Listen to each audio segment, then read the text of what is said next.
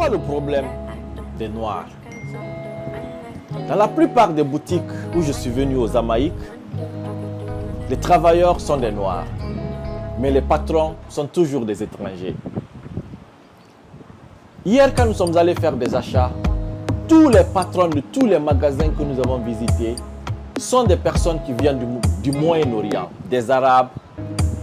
Et ce matin, quand nous étions en train de sortir pour une excursion, on nous a dit la même chose. La plupart des grands magasins, des grands supermarchés sont tenus par des Chinois. Mais où est notre place en tant que Noirs? De l'Afrique aux Caraïbes, les Noirs sont toujours relayés au plus bas de l'échelle. Mes frères et sœurs, l'heure est grave. L'homme a inventé la montre, mais il n'a pas inventé le temps. Et pourtant, il est temps de se montrer à la hauteur des événements. De coup d'État en coup d'État, de révolution en révolution, de mobilisation en mobilisation, le peuple noir relève les défis humblement, dignement, mais sans stratégie économique globalisée. Il est vrai que de nombreuses organisations ont tenté de nous conscientiser sur le phénomène.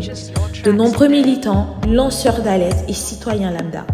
Mais force est de constater, hormis les Noirs américains, que nous sommes la seule communauté noire à ne pas s'être organisée en lobby économique juridique sérieux, capable d'influencer concrètement des décisions politiques, économiques et sociales. Mes frères et sœurs, l'heure est grave. Il est sérieusement temps de se fédérer en lobby. Ne dites pas oui, mais moi aussi j'avais dit ça, ou je préfère faire cavalier seul. Nous devons trouver des solutions nouvelles et efficaces. La paix sur vous, mes frères et sœurs, restons en vie et choisissons une meilleure stratégie. Rejoignez la Ligue, tout le monde by Black. Mais on oublie parfois une chose qui est parfois importante. On doit se réunir économiquement. Mais est-ce qu'on peut se réunir économiquement avec des gens qui n'ont pas une situation économique stable? Je poserai la question d'abord à Christian pour y répondre. Oui, je pense que, en fait, il ne faut pas attendre d'être bon économiquement pour se réunir ou pour avoir un sentiment communautaire. Et c'est la même chose pour l'entrepreneuriat. On ne va pas attendre d'être dans la mouise pour sonner la sonnette d'alarme. Je pense qu'il est vraiment important d'instaurer ce sens communautaire, même dès l'enfance, peu importe les situations économiques et les classes sociales. Vous savez, on est une communauté assez spéciale. On est ce qu'on appelle, on dit qu'on est une minorité, mais on est une communauté visible.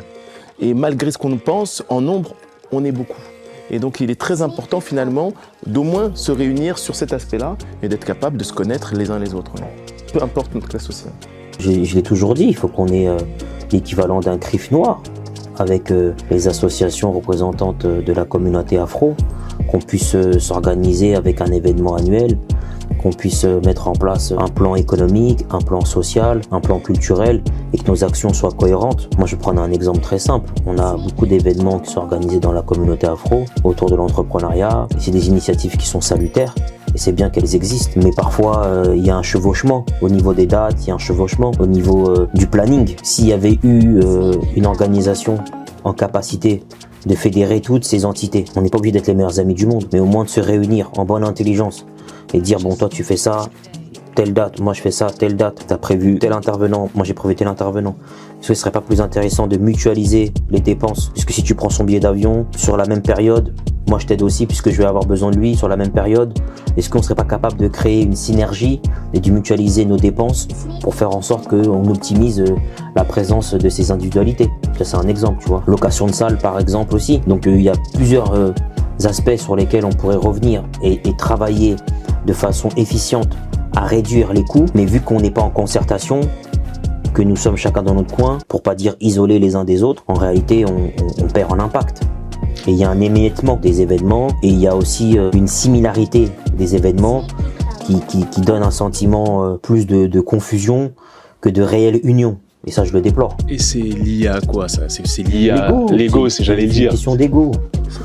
C'est une question d'ego. Comment on fait pour dépasser l'ego? Parce qu'on en parle depuis des années. Il faut faire un travail de thérapie.